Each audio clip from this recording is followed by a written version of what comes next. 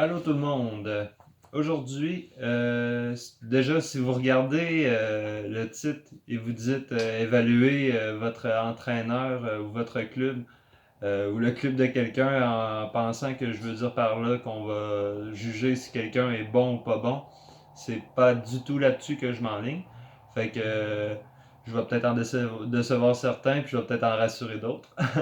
Donc, qu'est-ce que je veux emmener par là, l'évaluation, c'est plus parce que je trouve des fois, tu sais, il y a plusieurs approches pour faire de l'escrime.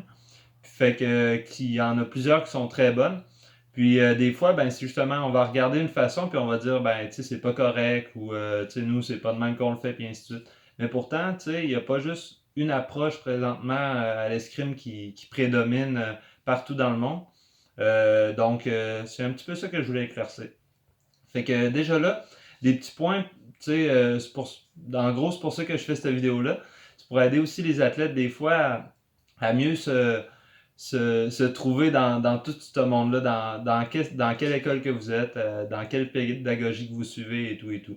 C'est sûr, votre coach va être pas mal mieux placé que moi pour vous le dire, mais tu sais, j'ai mis en place, j'ai pensé à des affaires justement, tu sais, qui vont vous permettre de certaines caractéristiques qui peuvent s'adonner un petit peu généralement pour évaluer un petit peu tous les clubs. Donc, première des choses, c'est de parler, tu sais, je me fie beaucoup encore là à l'esprit d'épée, les piliers de la performance, ok. Il y a, c'est ça, les aspects, ok, tactiques, stratégiques, ok, techniques, physiques et mental, moral, ok. Fait que ces quatre-là, ça fait que justement, c'est quatre piliers qui fait qu'on est performant. OK? Tactique stratégique, ben tu sais, c'est le type de coaching qu'on va approcher justement les situations de combat et tout. Tu sais, qu'on fait beaucoup de combats et tout et tout. Le coach qui vient vous voir à côté pendant votre minute de pause dans vos matchs, ben, il va vous parler de feinte, il va vous parler de réaction adverse, comment en tirer parti, tout ça de telle façon. Justement, à l'aide de pièges, de trucs et des choses de même. OK, de la tactique. Ensuite de ça, c'est ça. Technique, ben c'est justement, c'est l'emphase vraiment sur le bon mouvement, ok, faire les choses correctement. Donc, tu sais, justement, un bon allongement de bras et tout et tout. Ça fait que vous êtes dans un club où il y a un grand axe technique, ben vous allez faire beaucoup de déplacements, vous allez faire beaucoup de leçons collectives avec ou beaucoup de leçons individuelles, où ce qu'on va vous placer beaucoup sur des aspects justement la distance, la bonne distance, le bon allongement de bras, ok, la bonne réaction au bon moment et tout, les bons termes. Fait que c'est toutes ces petites choses qui regroupent l'aspect technique. Ensuite, on a l'aspect physique. Physique, ok, vous le comprenez, c'est faire du gainage, c'est faire des pompes, ok, c'est des jumping jacks, ok, c'est de la mise en forme, c'est tout cet aspect-là. Puis, fait que c'est justement, fait que de la course, du jogging, puis ainsi de suite. Fait que si vous en faites beaucoup dans votre club, c'est que vous avez un entraîneur qui a une bonne prépondérance pour l'aspect physique de la performance. Euh, et ensuite, le dernier, c'est ça, l'aspect mental, moral. OK? Donc, ça, c'est le coach qui va venir vous voir, qui va vous dire Hey, tu sais, il me semble que t'es pas dans ton mood. OK? Tu sais, t'es pas dans ton état. OK, replace-toi. Tu sais, parler de visualisation, de bonne respiration, tous ces états-là. OK? De relâchement, tout le petit aspect à l'extérieur des combats. OK, comment que votre coach il fait une ambiance de club et tout, OK. Toutes ces petites affaires-là qui emmènent, OK, à se sentir bien, se sentir dans sa zone, puis être performant. Fait comme que ces quatre piliers-là, ben, il n'y en a pas, selon moi, OK, tu sais, il n'y en a pas vraiment un qui est à bannir, puis ainsi de suite. C'est vraiment chacun, OK, selon notre aisance en tant qu'entraîneur, qu'on va travailler avec chacun de ces choses-là, de ces aspects-là, qui peuvent tout emmener à à un bon athlète. Mais c'est justement, c'est bon de le savoir et tout et tout. Puis moi, je trouve des fois, de juger en mettant un autre club ou un autre entraîneur par rapport à, ben, eux autres, ils font juste faire de tout ça, ou ah, ils font pas assez de tout ça. Ben, tu sais, c'est limité des fois comme jugement.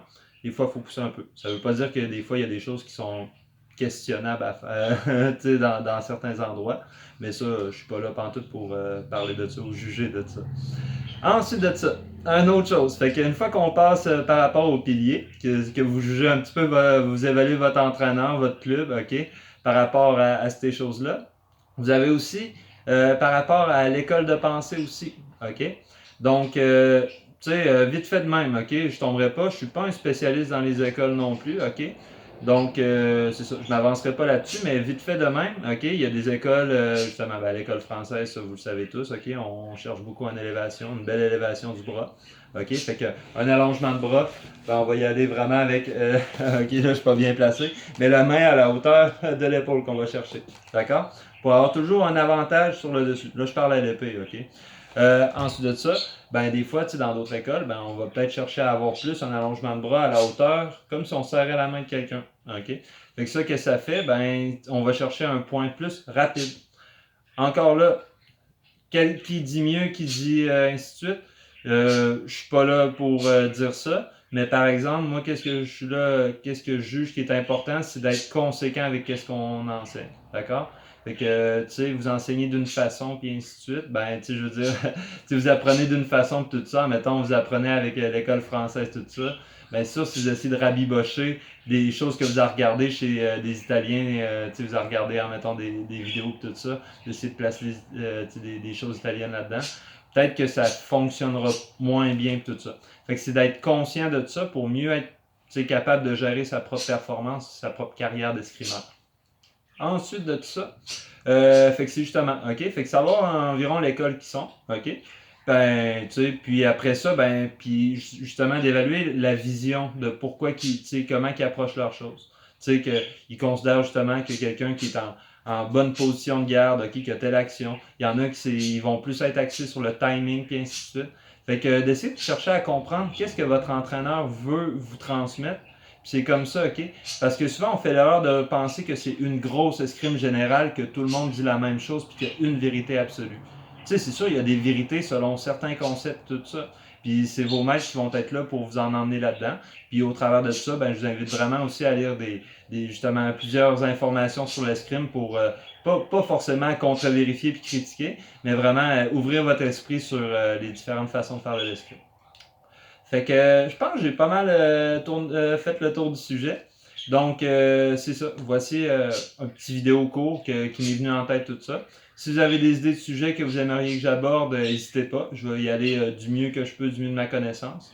Puis sinon, j'espère que vous avez apprécié. Bonne journée.